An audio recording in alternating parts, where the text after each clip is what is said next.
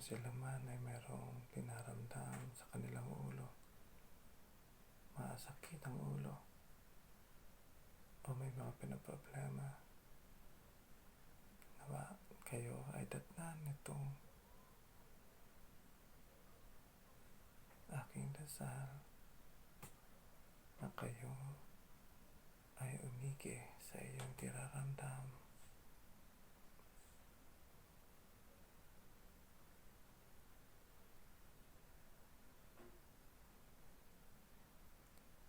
Bigyan nawa kayo ng komportable at umalis itong sakit ng ulo na inyong nararamdaman. Mga problema na inyong iniisip na nawa ay mabigyan kayo ng kagaanan ng kalooban.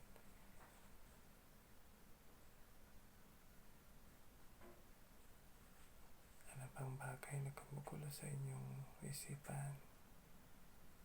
Nawa tulungan kayo, mabigyan kayo ng liwanag, ng mga solusyon.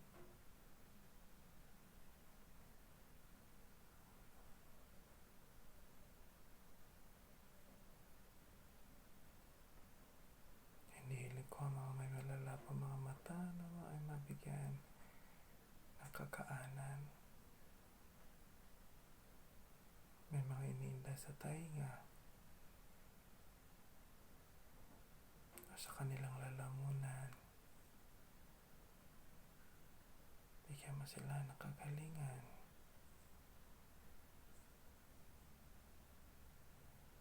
Itong aking kapatid na may nararanasan sa kanyang puso, sa kanyang dibdib, bigyan mo siya ng kagalingan.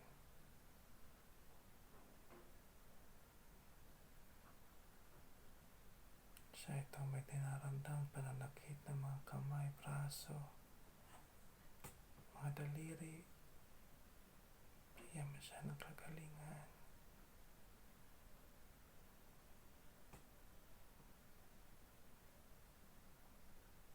Siya na may nida sa bandang tiyan.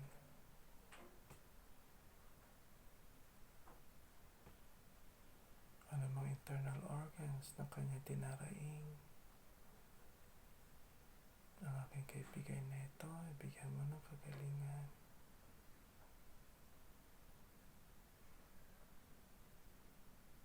Siya na mayroong masakit na likod o batok, may pilay,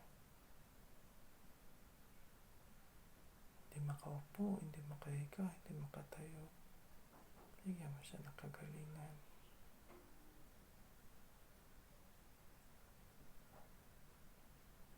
Siya na may masakit na mga hita, sakit na paa, hindi makalakad, namamagang paa. Bigyan mo siya ng kagalingan.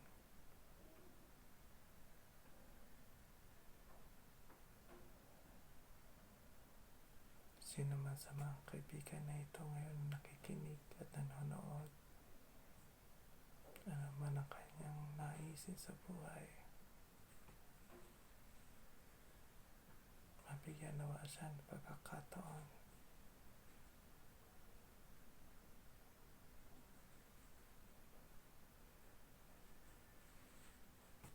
Siya na may mga pinaplano,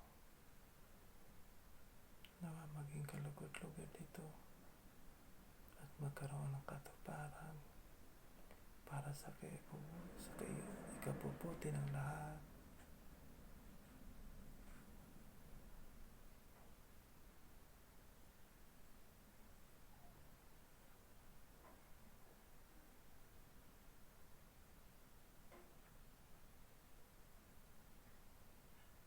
Hinihiling ko na kami ay gawin mo mabubuting mga nilalang sa pamamagitan ng mabuting kalusugan. Maagang pananawan namin ang aming mga responsibilidad sa buhay.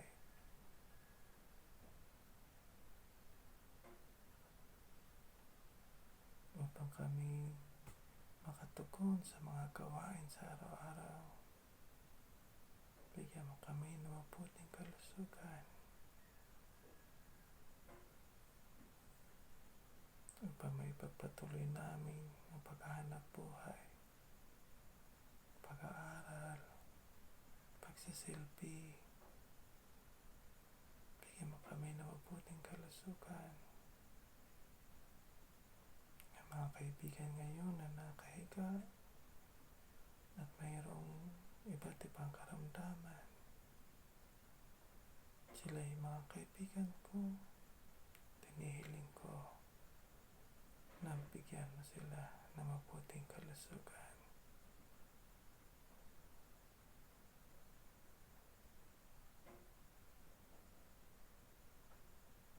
Maramdaman nawa nila ang tulong mo. Ang bawat kalamnan, ang mga cells, ang mga may cancer, ang mga may COVID, bigyan mo sila ng kagalingan. Ngayon ay nagpapasalamat ako sa iyong kabutihan na alam ko na binibigyan mo ang mga nanonood ngayon at nakikinig ng kagalingan upang magkita-kita kami uli sa isang panibagong paglalakbay.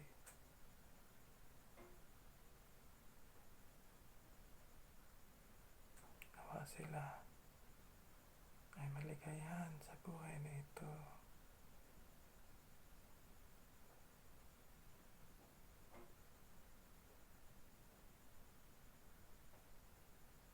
Ang lahat ay tinataas namin sa iyong mabuting mga kamay at alam namin na dinirinig mo ang aming mga panalangin. Ang mabuting kalusugan ngayon, ang kalakasan ngayon ay dumarating sa aming lahat. Maraming salamat. Maraming salamat sa iyo.